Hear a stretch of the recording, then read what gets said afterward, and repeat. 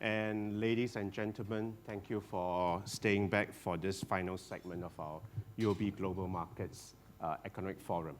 Now, to be honest, I'm truly stressed about how to start this conversation with, Mr. George Yeo, how to properly and respectfully, introduce him. Fortunately, I came across a very short and sharp and eloquent introduction given to Mr. Yeo by Professor Danny Quah at last July's LKY SPP lecture. So I didn't get a chance to ask Prof. Quah for permission, but I think I'll quote him here. Just 2 sentences, Mr. Yeo, if you allow me. So this is what Prof. Quah said.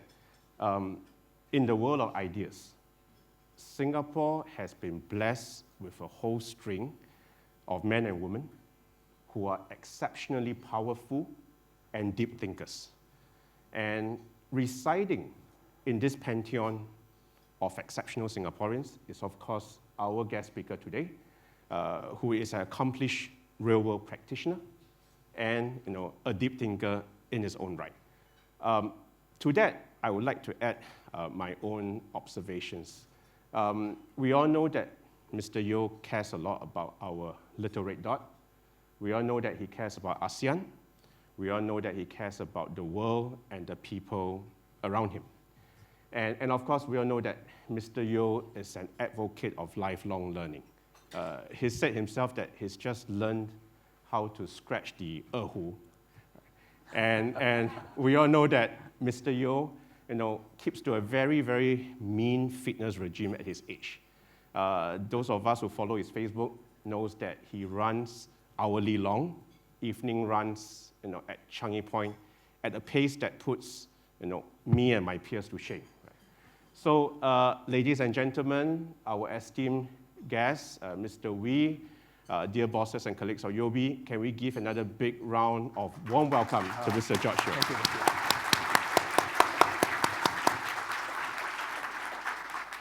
So I'm going to keep this free flow, candid, discussion. We did share with Mr. Yeo a list of top questions we'd like to ask him first to start the ball rolling. All of you, our dear guests, you have our QR code. Now, do start peppering the questions. They will show up on my iPad here, and then I'll work into the conversation. But for today, I think just 2 main blocks of discussion points, which I think is very important for all your businesses, which I think is very important for UOB as well, which is basically China and ASEAN. So we would like to focus the discussion on the economy, on what to expect for China and ASEAN. So first up, Mr. Yeo, if I can ask you, the reopening of China, very sudden, very quick, met with a lot of jubilation and trepidation by everybody. What's your understanding and insights into this reopening of China post-COVID? How is their strategy to deal with the country and the economy post-COVID? I'm sure there's a plan. I'm sure there's a strategy. No, it was something planned many months ago when Xi Jinping invited Jokowi to visit China. I knew there was going to be an opening up after the 20th Party Congress, because he was signaling to Jokowi that he's going for the G20 meeting. And that's before the Ashita. And before that, he went to Kazakhstan and Uzbekistan. So to me, it was obvious he was sending signals to his own people that they're going to open up. And the first agenda item of the first meeting of the new Politburo Standing Committee in early November was on COVID relaxation, and 20 measures were announced. The demonstrations might have helped to accelerate and concentrate minds, but they were not the reason for the opening up. They had planned for this.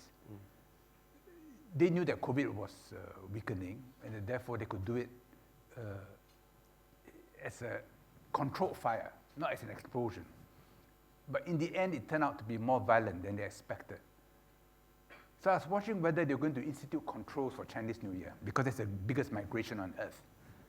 They didn't. So once I saw that they were not going to institute controls for Chinese New Year, I knew they were not afraid. Of course, in various places, occasionally there could be a lack of ibuprofen or Panadol or a shortage of this and that. But within a week, 2 weeks, everything was adjusted. So I think they will come out from COVID okay. There'll be 2, 3 more waves to come because it's in the nature of epidemics, but of lowering intensity and barring some strange new mutation, which is not likely in virology. I think by next year, when we look back at COVID, it's a thing of the past. I like your assessment, right? If we look back at COVID next year, it will be a thing of the past. Staying on the Chinese economy, Mr. Yeo, in quite a few of your previous engagements, you have highlighted that, unfortunately, deglobalization is now the trend, and trade has been politicized. China, as we know, the Chinese economic miracle is built on globalization. China is the factory to the world.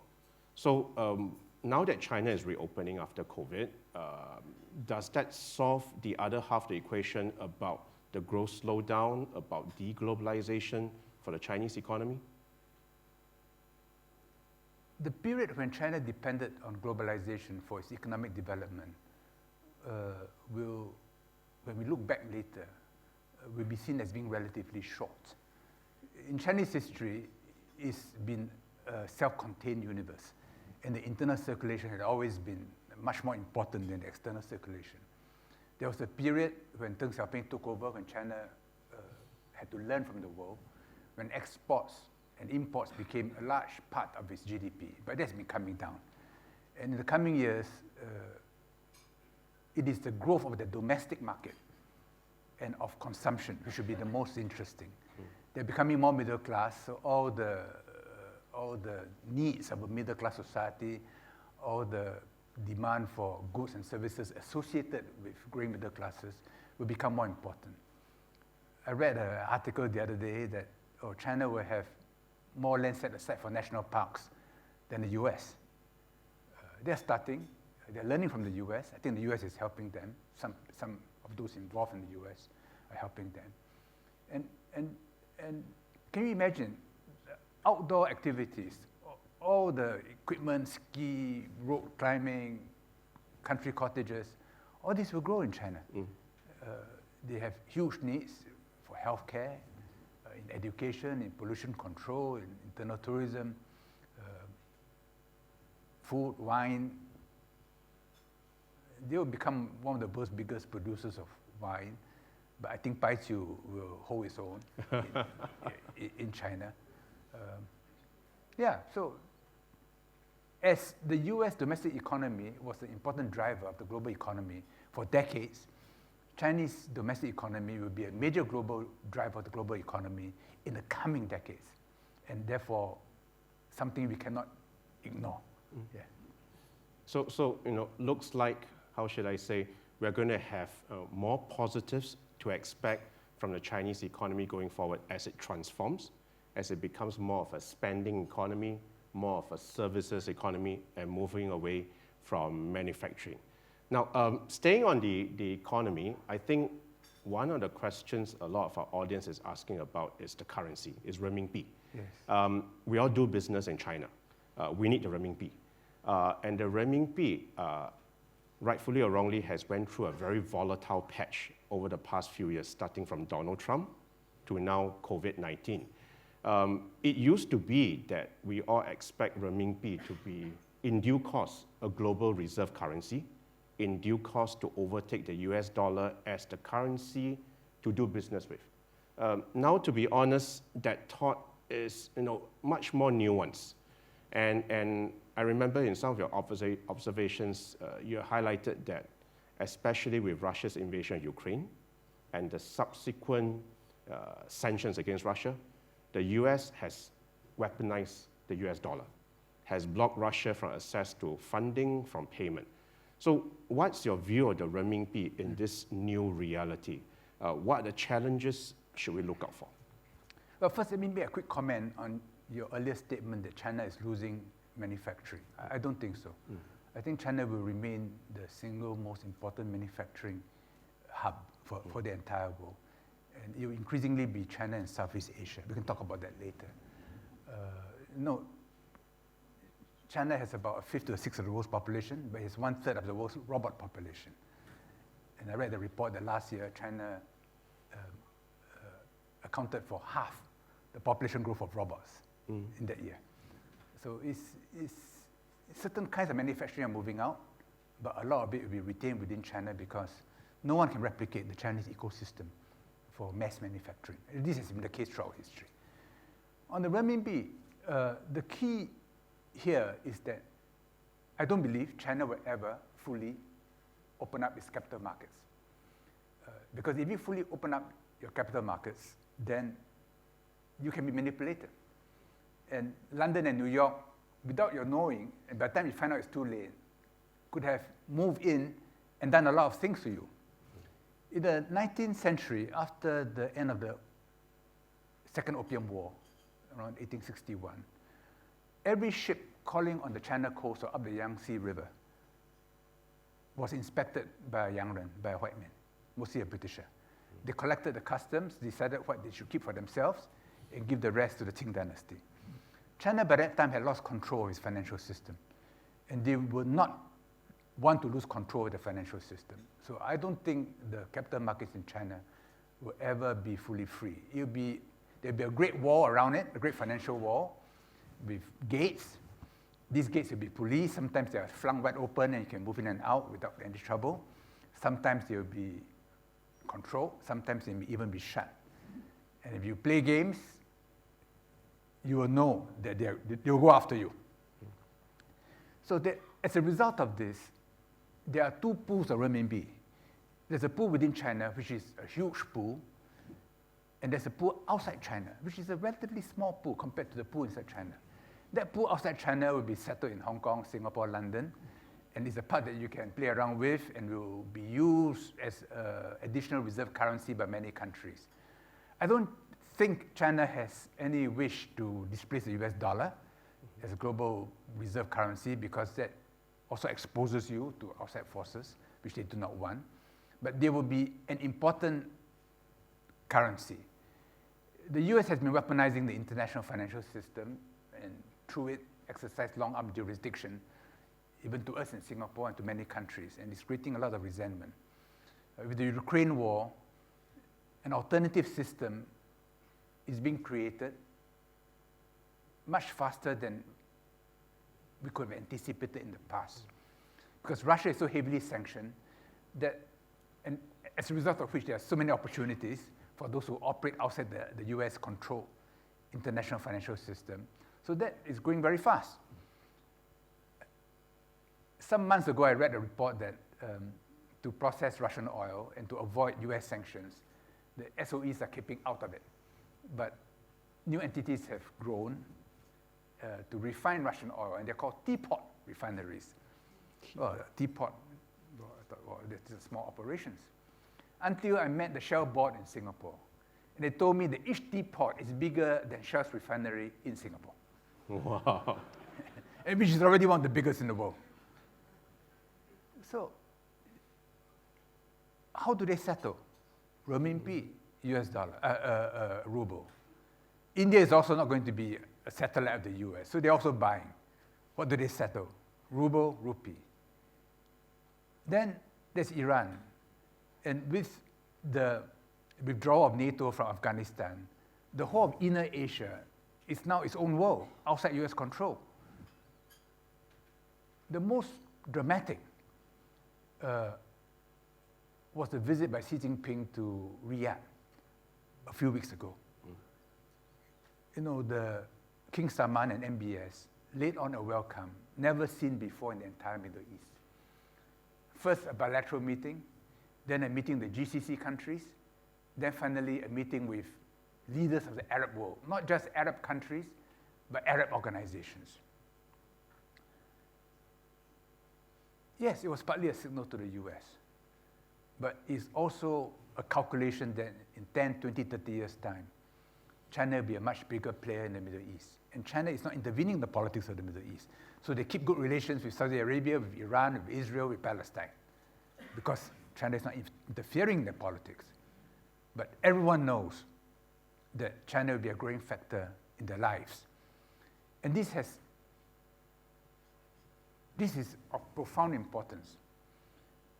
In February 1945, when the Second World War was ending, Roosevelt, a few months before he died, went to Yalta in the Crimea for a meeting with Stalin and with Churchill to determine how the lines would be drawn when the war ended. On his way back to the US, on board the USS cruiser Quincy, he stopped in the Suez Canal and spent a few days with King Abdul Aziz, the grandfather of MBS. All the kings of Saudi Arabia that we know were his sons. King Abdul Aziz and FDR, Roosevelt, had a simple agreement. In return for US protection of the kingdom, which later extended to the entire GCC, oil would be denominated in US dollar. And that visit by Xi Jinping to Riyadh signaled a shift from an agreement that had held the world together under a Pax Americana for many decades. So yes, we will see a weakening of US dollar. I don't think China wants to take over all that responsibility and all that trouble. I mean, I don't think the exorbitant privilege is worth it for China. But that transition to a multipolar world, which includes a multipolar financial system, will be turbulent. And from time to time, there'll be a crisis. And something that we have got to be mindful of. So on that note of multipolarity, Mr. Yeo, you have mentioned in quite a few of your recent speaking engagements yesterday at the Yusof Ishak Forum, that the world is moving towards multipolarity and that there are new roles for the US and for China to play. Perhaps for the benefit of our audience, can you share with us your thesis in a little bit more detail, what to expect going forward? Do you see in the multipolar world there'll be more conflict, or is there a light at the end of the tunnel for those of us? During the Second World War, the US was untouched.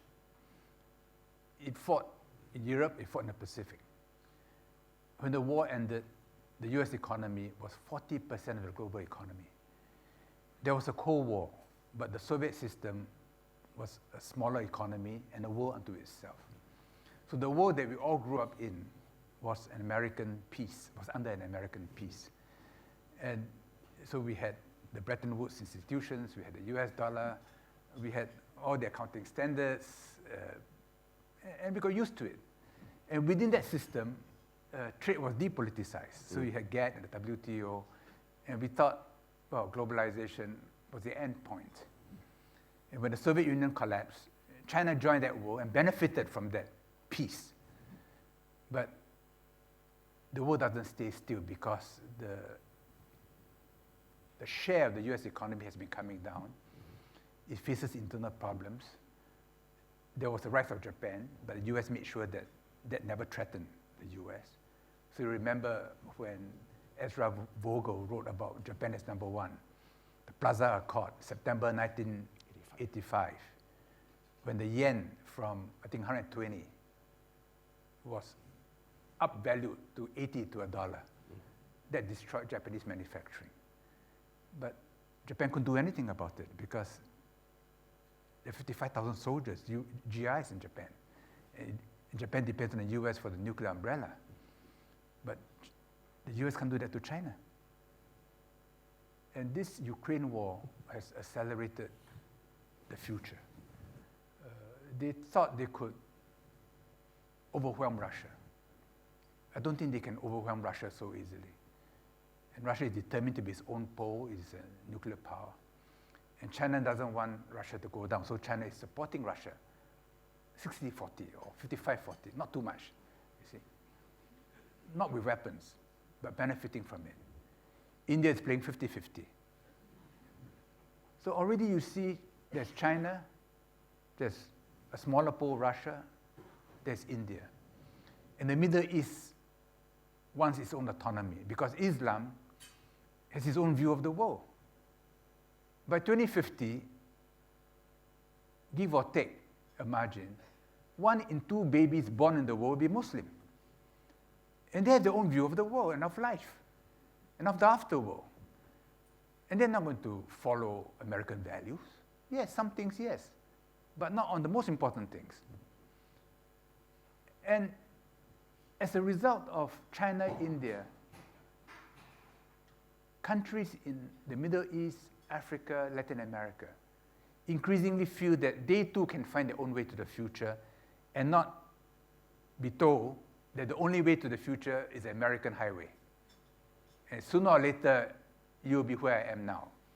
And while you're on this road, I will tell you the progress you're making. You're 20% there, you're 30% there, 60% there. They will soon be saying, no, it's a good highway, but there are other ways, and because of my own history, I'll take other ways. So that's what I mean by a multipolar world. It's not just multipolarity in economic weight. In the end, it's multipolarity in cultures and in value systems. But this is very difficult for the US and to some extent for the entire West to accept because they've been dominant for so long. The idea that they're competing systems of equal validity and in some ways superior is very difficult for them to accept. And China must understand this and help to manage this discomfort and insecurity. So building on this multipolar world, we here are in ASEAN. I remember, Mr. Yeo, in one of your past conversations with Prof. Kishore Mahbubani, you liken ASEAN to a motley jazz band. Right? Sometimes some will play to the US tune, some will play to China's tune, but most of the time, or all times, the jazz band at the moment of calling will come together, stay neutral, and outsmart the greater powers. Now, in the new multipolar world, clearly it's going to make it difficult for ASEAN, the jazz band. What's your view of ASEAN going forward? How do we manage this unpredictability, this struggle in the multipolar world going forward? The kingdoms of Southeast Asia were never so big that they threaten anyone beyond the region. Quite the opposite. Every time China was ascendant, its influence radiated into Southeast Asia, and there was a tributary relationship. In the first millennium, influences from India were important. Then the Western powers came. Then Japan. So there's a suitably modest view of ourselves in ASEAN that we are not big. I mean, Sukarno for a period had extra large ambitions, but since then the leaders of Indonesia have been more Javanese in the way they look at Indonesia's place in Southeast Asia and the world. As a result of this, ASEAN instinctively knows how to deal with multipolarity. So all of us have a keen sense of balance. I mean, Thailand is a classic example. You push me too hard, I lean the other direction. You push me the other way, I lean again. And ASEAN is like that. In fact, every country in ASEAN is very good at this. It's very good at this. And ASEAN as a whole, its genius is in turning its weakness into a strength, which was the subject I spoke about yesterday. The key is China, because China is already, China is of course ASEAN's biggest trading partner, in fact of all of us in ASEAN. But we have also become China's biggest trading partner, overtaking Europe some years ago. And bilateral trade between ASEAN and China, I think we'll reach $1 trillion within a few short years. The target was actually year 2020, but we have not reached it.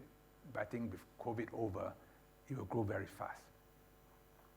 We are complementary because we're relatively younger than China. This is the tropics. China is temperate. We are wet. China is dry. More or less the same time zone. So historically, great complementarity, north and south. One day, older Chinese We'll see Florida and the Caribbean. We'll see Hainan and Southeast Asia the way Americans see Florida and the Caribbean. The older, wealthier people will all move southwards because it's warmer, it's more comfortable, it's healthier. But ASEAN doesn't want to become a vassal of China. And we are very good at managing this. So of course, when Xi Jinping went to Jakarta, to Bangkok, great courtesy.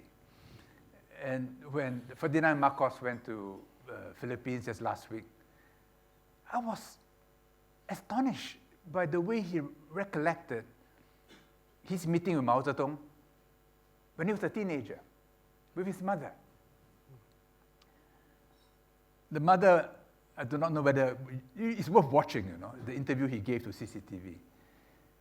Mao was coughing and not physically comfortable, so Imelda propped him up. I think he was happy to be propped up by Imelda. then he had a bit of a rough throat. So Imelda wanted to give him some cough drops. Young Marcos kicked her, said, "You can't do this, I mean, it may affect his other medications." Mao took it. He spoke about that encounter with such affection and nostalgia. I felt a little uncomfortable.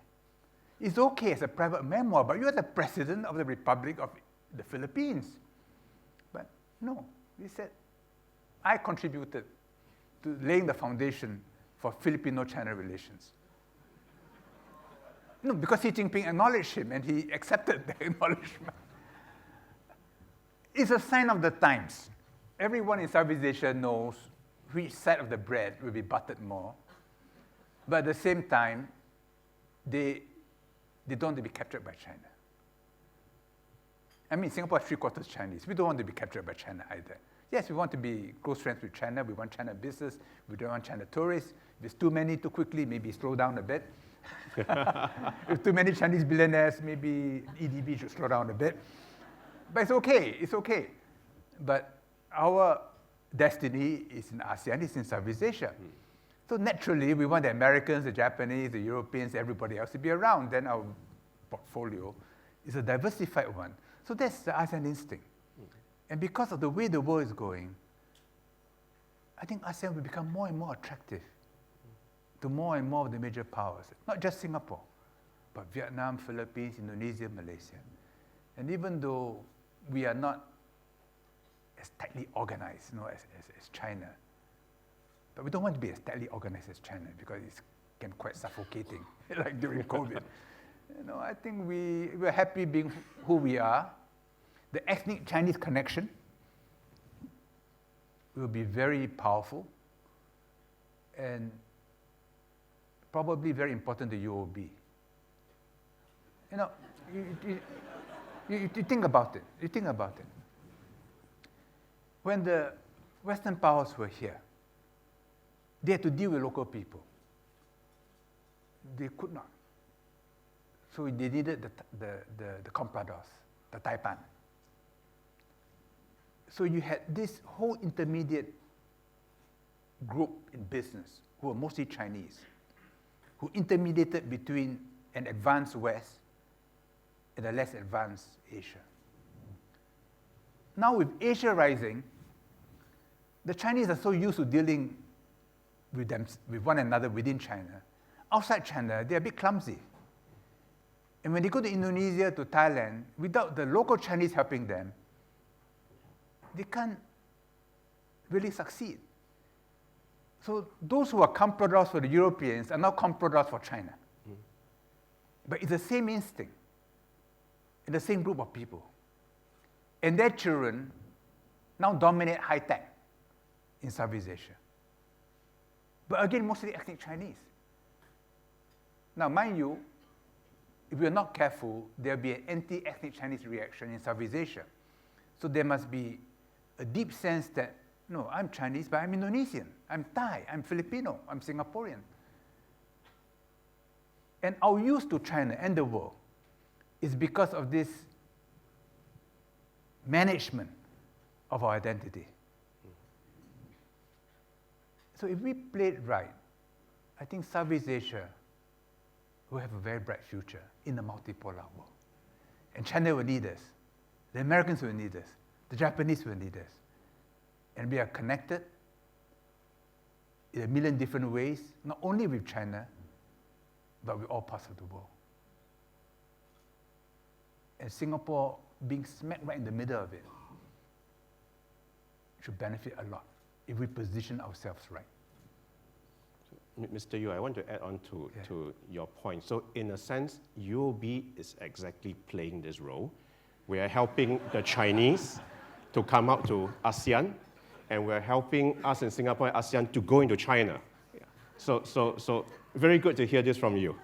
No, it's not because you're of course it's also because of clever policy, but it's not because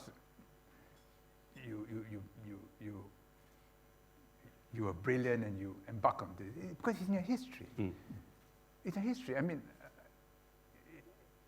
it's with Wee Cho Yaw, with his father, his history from Fujian, coming down here in Southeast Asia and feeling comfortable. So I remember being treated to noodles in Saigon by Wee Cheong 30 years ago in a dingy coffee shop, but the noodle was very good. Not the same that Obama had when he was not Bun Cha, right? No, that's no good.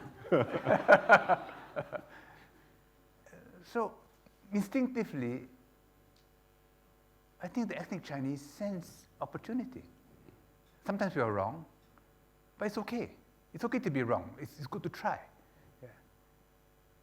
It doesn't mean we become a part of China. We'll never become a part of China. And each of us have our own separate identities in Southeast Asia. And now that network is spreading. It's spreading into Australia, New Zealand, of course, even into Africa. And India is a bit of a, India is going through a phase, you know. I think they're making a big mistake by blocking out the Chinese. This may protect Indian players, but in the end they will stop learning. And big players, seeing the way they act, will form a certain judgment of the emotional immaturity. Yeah. But I kind of suspect that they will get over this phase. Yeah. Yeah. But let's see. So I want to talk a bit about Vietnam now that you mentioned Vietnam. You said before that Vietnam has a love-hate relationship with China. Now, in the first decade of 2000, Mr. Yeo, you were, of course, our Minister of Trade and Industry. You're Minister of Foreign Affairs. Yes. And you must have seen the meteoric rise of Vietnam. Now, all of us here have high hopes for Vietnam. And in fact, we were just conversing yesterday with Yong Chi that we have seen trade numbers, businesses in Vietnam picking up very fast. If it goes well, Vietnam should be a balance for China and to grow the pie bigger for ASEAN. What are your insights for Vietnam? What have they done right? What do they need to do next? Do you think Vietnam will be the next China in the next, let's say, 10 years? No, Vietnam is smaller than one province in China in terms of economic weight, so it cannot replace China. You can't replace China for manufacturing either because it has not got the same scale. When COVID caused the borders to be shut, many manufacturing operations in Vietnam had to be shut too because the components came from China and some of the things they made went back to China. So they are part of a larger manufacturing system. To me, the key to Vietnam's future is its ability to manage relations with China without losing its own independence in ASEAN. Vietnam needs ASEAN because without ASEAN, Vietnam cannot have a normal relationship with China. The cultures are too close. And in a sense, they are always in danger of being absorbed by a larger China. And Southeast Asia will help them retain their sense of self and still have a good relationship with China.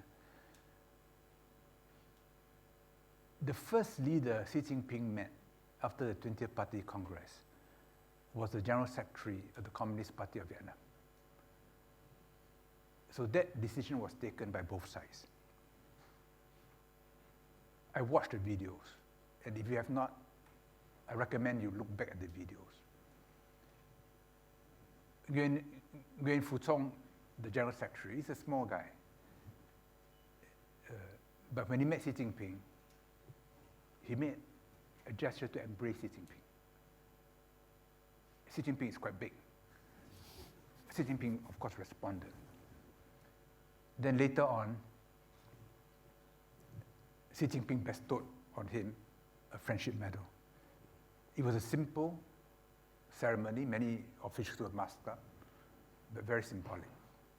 Now, both China and Vietnam, we are chopsticks people. So ritual is important, form is important, symbolism is important. They did all this to send signals to their own people in China and Vietnam that relations are good. So even though there will be quarrels in the South China Sea, I think those quarrels are manageable. And I was told when I was invited to Hanoi in early December for a conference to discuss the 20th Party Congress. They invited experts from different parts of the world, including China. They asked me to give the keynote speech. And I went because I was intrigued that Vietnam should take such a keen interest in the 20th Party Congress. We should in Singapore, but we don't. You know? We do in the economics department here at UOB, yes. They do it not just economically, but comprehensively, all dimensions, which you have to. So they follow China very closely.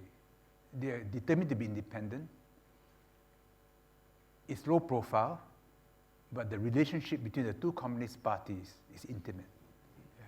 We tend to only read about the relationship between the two foreign ministries, which of course has fireworks from time to time. Yeah. So I think Vietnam, being of an intense culture, they will do well. Corruption has been a problem. When Xi Jinping started cracking down, I knew they would crack down in Vietnam, but not in a systematic and as thorough way as China, but they will follow that route. And they're persisting. So even recently, 2 deputy prime ministers were removed from office, and they're persisting. The less corruption there is in China, the better they will be. Because in terms of work ethic, in terms of the strength of families, the attitude towards education and learning, the strength of the people, they will be probably the most intense country in Southeast Asia. Indonesia has the advantage of scale, but Vietnam has the advantage of the entire population being like that. Yeah. So staying on ASEAN, we have one of our guests here, Siew Kim, who runs Escort. She was at your forum yesterday, and she has a follow-up question for you about ASEAN.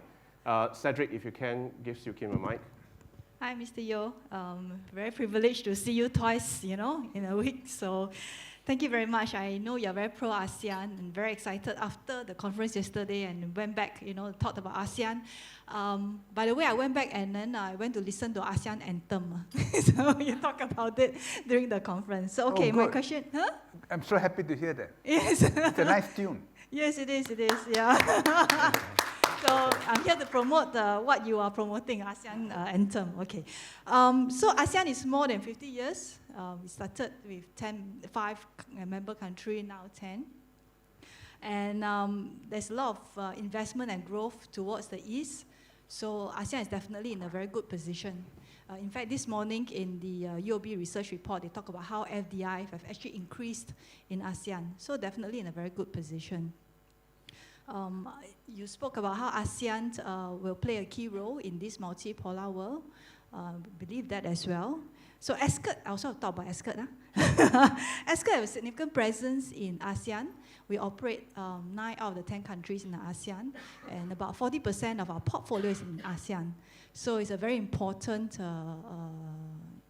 area for us as well to focus on. So very excited with the growth. So my question is this, is relating to the master plan on ASEAN Connectivity 2025.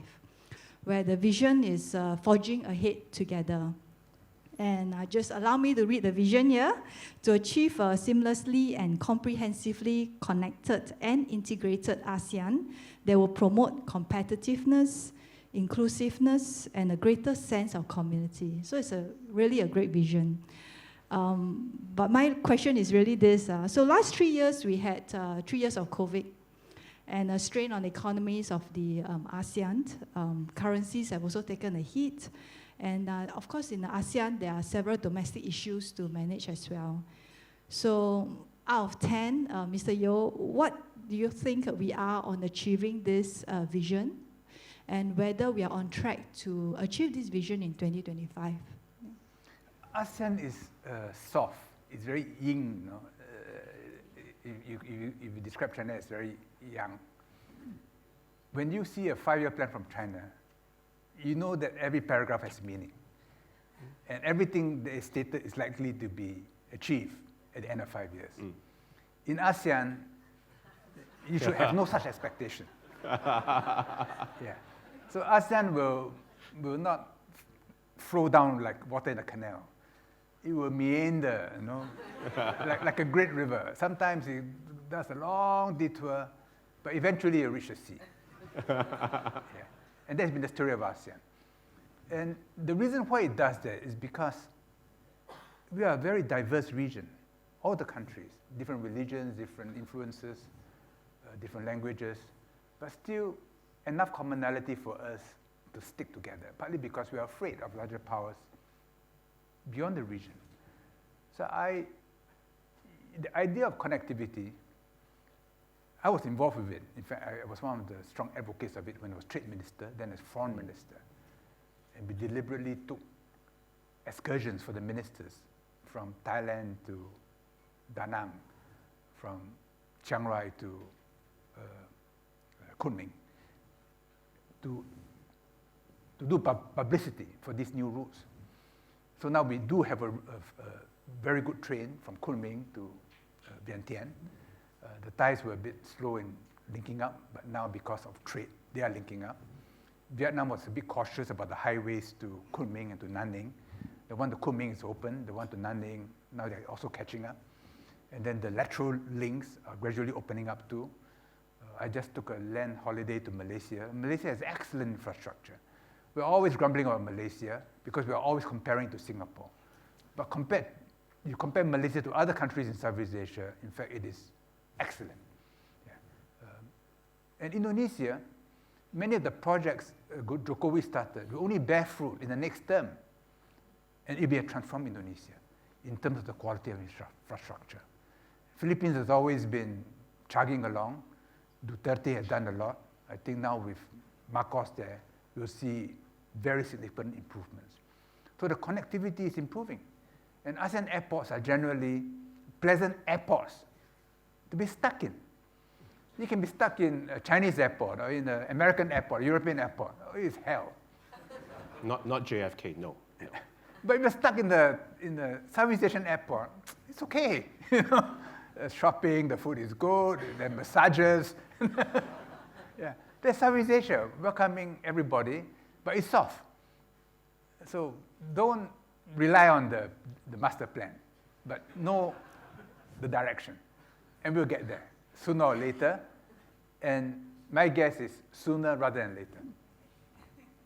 So Mr. Yeo, now this is a banking global markets economic forum, right? The last question I have for you yes. Obviously has to be banking and markets related. Yes. And to the best of my understanding, you have not been asked this question before. So if you forgive me, how do you invest your money? Right? Are you the very astute statesman where you put 50 in Chinese equities, 50 in US equities? Or are you like us, just very confused and park all into fixed deposits and treasuries, right? 3-month treasury bills? Or do you buy quite a bit of UOB shares? How about you a little bit? You have to ask my wife.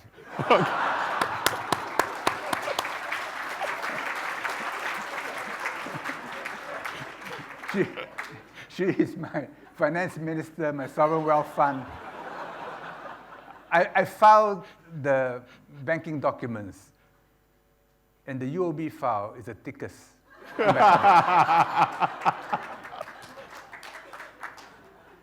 We have very good AML, yes, yes. So, ladies No, and gentlemen. but more seriously.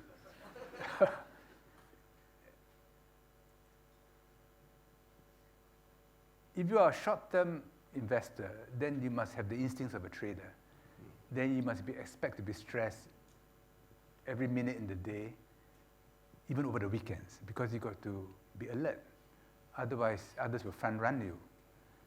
But if you are a longer-term investor, then what you must seek is diversification, because it's multipolar, it's unstable, it's dynamic, and things can shift. You think, oh, well, I put my bet on gold. Hey, how come it's taking so long? Then when you say, I move somewhere else, then suddenly gold goes up. So if you're a trader, that's okay. But most of us don't have trader instincts. You have to have a different temperament. When I was at Harvard Business School, we had a section on 90. I would say the entire class, maybe only 5 had the instinct of traders. And they were of a certain personality type. I'm not a trader by instinct, so I would rather sleep better by having a diversified portfolio and not getting too upset when I think an opportunity has been lost, because what goes around comes around. In the end, diversification works the best. So you want to work with a bank who is long-term, who is able to help you diversify your money, safely. We all have diversified banking too. So I filed documents from many banks. But yours is still the thickest. Okay, so we have come to the end of our fireside chat. I remember an interview you gave to Yahoo News last year. Yes. In the launch of your book series, Musings. The second book is coming out, right? February. February the 16th, yes. February the 16th. Chinese version, volume 1 will be out